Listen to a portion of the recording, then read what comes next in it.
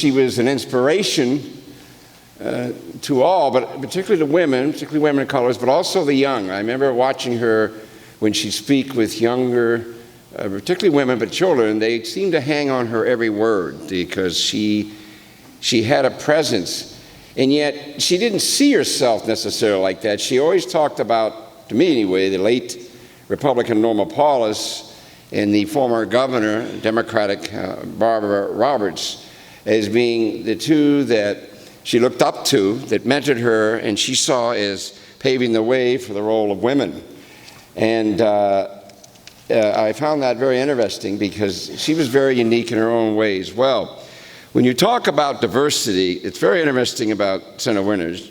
She was African American, she was Native American, she was raised in rural Kansas and inner city Portland.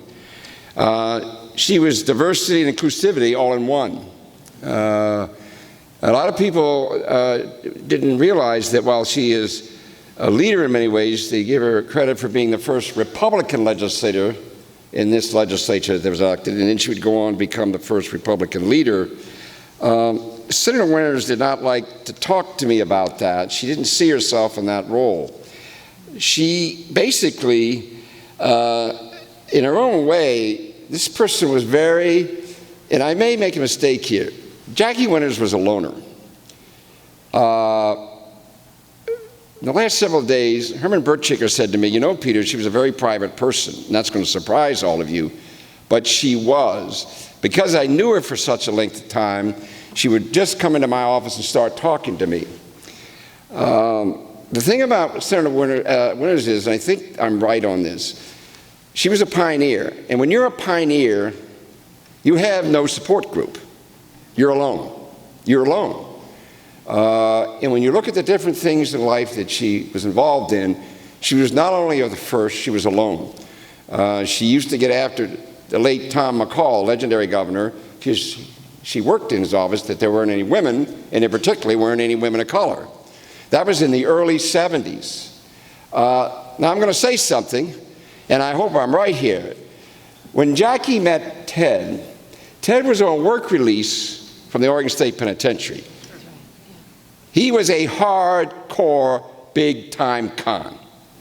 He had been in trouble since his youth, lying, stealing, robbing, using guns, and firing them.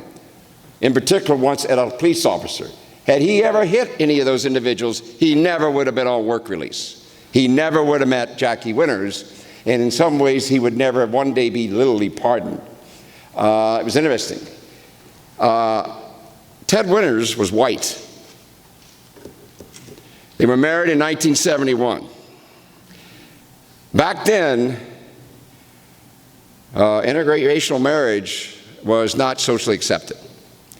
And bothered Jackie Winters.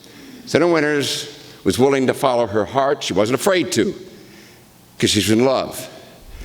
As I already said, she had a great influence on two governors, the late legendary Tom McCall and the exceptional governor, the late Vic Atiyeh. And that is because of that is what she was and was willing to be alone. She never had a peer group. She never had, many would follow her, but I think if you're a pioneer, you never stop being a loner because you had to do it alone, and she did. Just a few things, and then I'll be done. Senator Winters had a social conscience that was overpowering. Whether you know it or not, she helped found the Oregon Food Bank years and years ago. Hunger, particularly with children, really affected her. She believed profoundly in redemption, second chances and third chances. And trust me, she was willing to put it on the line. She was a person that the Democrats couldn't figure out why she didn't vote more with them, because they're the profile you have of her background. And the Republicans were mad because she voted with the Democrats too much. The problem is, Jackie didn't vote for the Democrats and against Republicans, or for Republicans and against Democrats. Jackie voted as Jackie voted.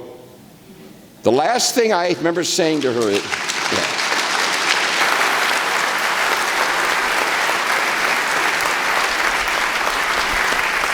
the last conversation I had with her, she came in, she's before the session began, but it wasn't the last, she said, "Peter, what do I do?" You know, back and forth. I said, "Jackie, just be Jackie.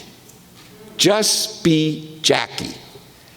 And she came on this floor on April 16th.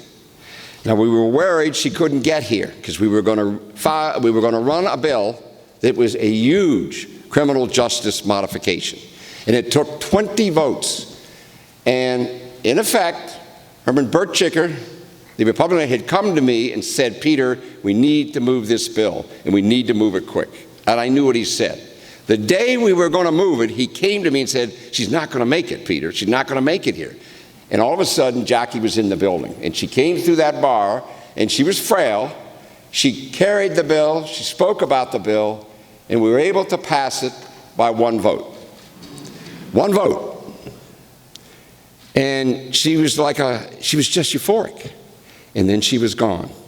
That is the last day Jackie Winters was on this floor. And I can tell you, I didn't believe the gods would do that. I believed that before we sine died, Jackie Winters would be on this floor. It wasn't to be, Peter.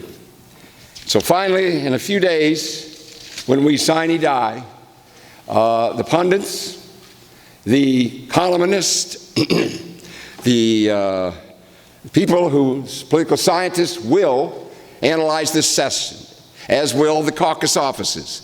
There will be press releases, issues, and some will say, "What a credible session."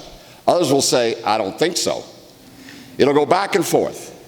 But I got to tell you, and this is my little sentimental final statement, for me, the 80th Legislative Assembly will be the session that Senator Jacqueline Frances Winters said goodbye to Oregon, my Oregon.